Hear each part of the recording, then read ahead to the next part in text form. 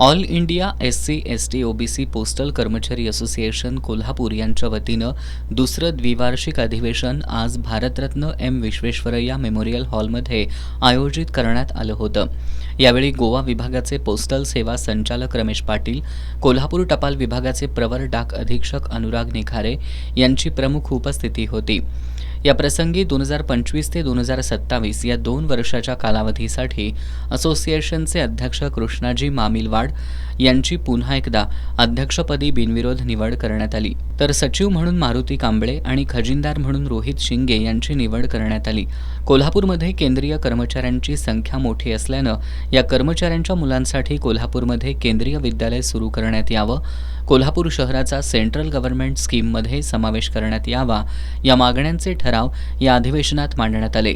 यावेळी असोसिएशनचे प्रतिनिधी जयराम जाधव, डॉक्टर अरुण शिंदे, कोल्हापूर टपाल विभागाचे उपाधीक्षक अर्जुन इंगळे, MD पाटील, कोल्हापूर जिल्ह्यातील सहाय्यक उपविभागीय अधीक्षक post master PM Kamble, Ichalkaranji post master AV Pawar यांच्यासह कर्मचारी उपस्थित होते.